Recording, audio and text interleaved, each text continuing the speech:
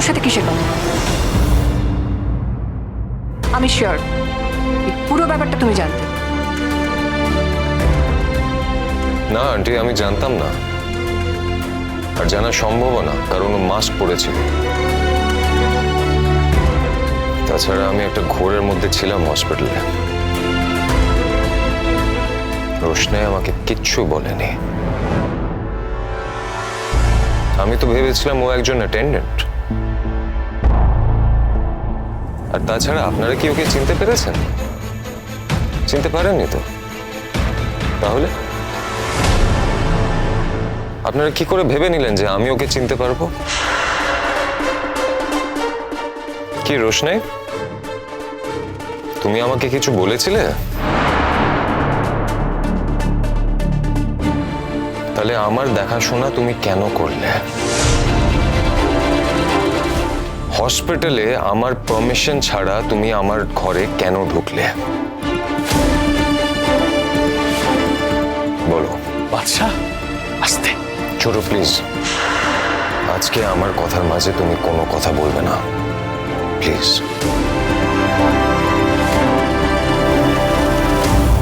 হ্যাঁ বাচ্চা, এই মেয়েটাকে তুই বুঝিয়ে দে যে দোষও করেছে, তার শাস্তি আজ ওকে পেতেই হবে।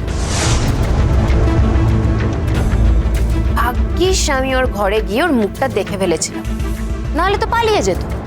তারপর সুযোগ পেয়ে নতুন গল্প শোনাতো। আমি তো ওর গলার আওয়াজ ঠিক চিনতে পেরেছিলাম, তাই না মা? আমি চিনতে পেরেছিলাম না? এই পুরো ব্যাপারটা তো হসপিটালে মিটে যেতে পারতো রোশনাই, কিন্তু তুমি বাড়ি অবধি চলে এলে। তোমার নির্লজ্জতার কোনো সীমাই নেই।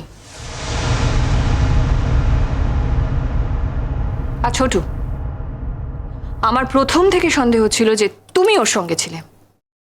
হ্যাঁ, আমি ছিলাম।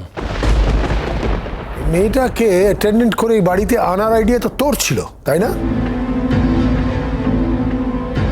হ্যাঁ, আমারই ছিল, কারণ আমি জানতাম এবং এখনো বিশ্বাস করি যে রোশনাইয়ের থেকে ভালো বাদশার আর সেবা কেউ করতে পারবে না। সেই জন্য আমি ওকে নিয়ে এসেছিলাম। ছোটু, দেখো গরিমা, এখনো তুমি এই বাড়িতে বউ হয়ে আসোনি, তাই এখনো সেই সম্পর্কে তুমি বাধা পড়োনি যাতে তুমি এই ভাষায় আমার সঙ্গে কথা বলতে পারো।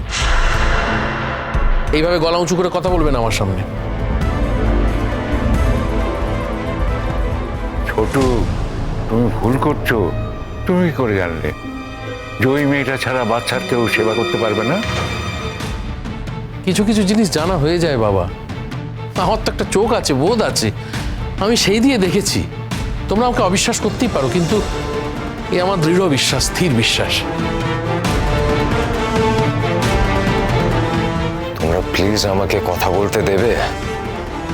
রোশনাইয়ের সঙ্গে আমার বোঝা পড়া দরকার।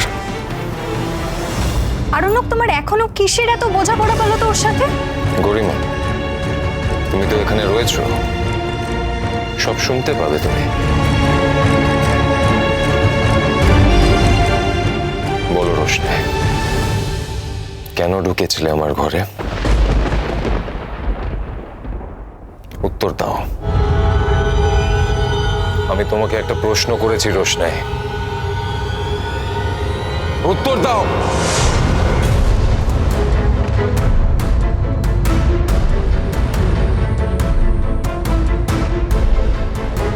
আমি বেনারস চলে যাচ্ছিলাম, আমি তো বাসে উঠেও গেছিলাম, আপনি তো সবই জানেন।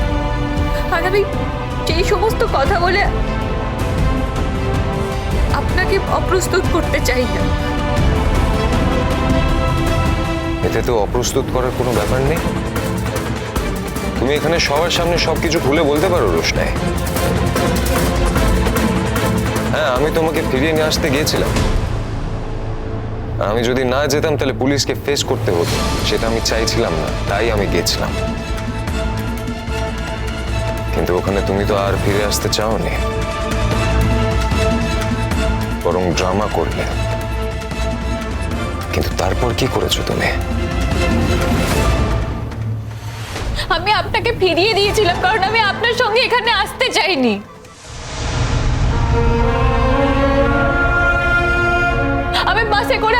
থেকে চিরকালের মতো দূরে চলে যাচ্ছিলাম।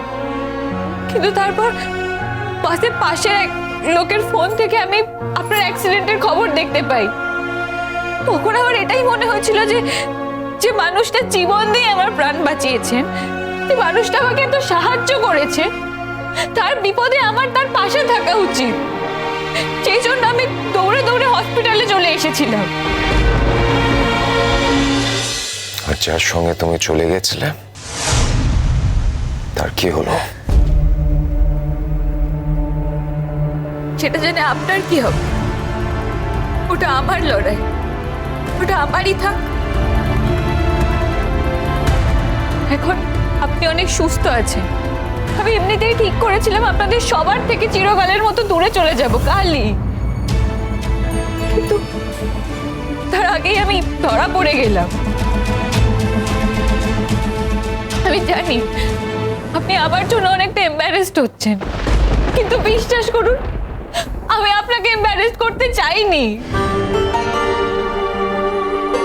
হসপিটালে একজন বাড়ির লোককে থাকতে বলেছিল, সেখানে ছোট ছিল কিন্তু একজন মহিলা থাকা খুব দরকার ছিল। সেই জন্য আমি ওখানে নার্সের পারমিশন নিয়ে আপনার অ্যাটেন্ডেন্ট হিসেবে ছিলাম।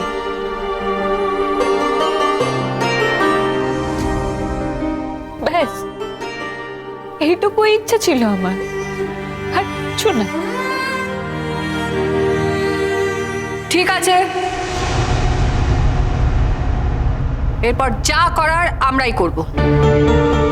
পুলিশকে ফোন করা হয়েছে? সুরঙ্গবাবু, আমি তো আগেই বললাম এখনই পুলিশকে জড়ানোর কোনো প্রয়োজন নেই। প্রয়োজন আছে? আমি থানা পুলিশ করব, কারণ যদি না করি ওই মেয়েটা আমার মেয়ের জীবনের রাহু হয়ে থেকে যাবে।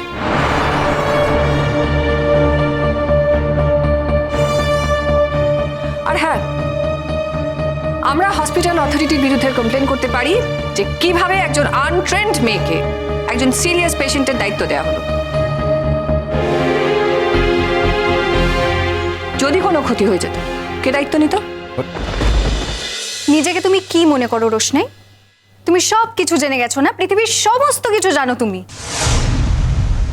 না করিমা দিদি, আমি এরকম কিছু মনে করি না। আমার শুধু এটাই মনে হয়েছিল যে স্যারের এই অবস্থায় যদি আমি স্যারের পাশে না থাকি তাহলে আমার অধর্ম হবে। আর আমি এমন কিছু করিনি যেটাতে স্যারের বিপদ হতে পারত। আমাকে নার্সটা যেটুকু বলে দিয়েছেন আমি শুধু সেটুকুই করেছি। হ্যাঁ, আমি হসপিটালের পারমিশন ছাড়া ওখানে গেছিলাম, সেই অন্যায় আমার শাস্তি হতে পারে। আমি সব শাস্তি মাথা পেতে নেব, কিন্তু তুমি এর জন্য আমাকে ভুল বুঝো না গরিমা দিদি। আরেকটা কথা সকলে জেনে রাখা দরকার, এখানে সকলেই ভাবছে বা সকলেই জানে যে গরিমার জন্য, গরিমার সেবায়, গরিমার ছোঁয়ানো ফুলে বাচ্চা জীবন ফিরে পেয়েছে। এই কথাটা সম্পূর্ণ ভুল।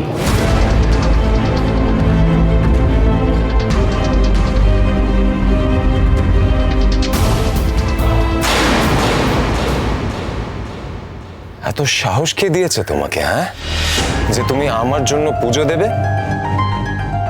আমার বাড়ির লোকজন কি কোনো সাহায্য চেয়েছিল তোমার কাছে? আসলে জানো কি, যাদের পায়ের তলায় রাখতে হয় না, তাদের কোনোদিন মাথায় তুলে রাখতে নেই। না দিতে না না না দিতে না না রোশনাই।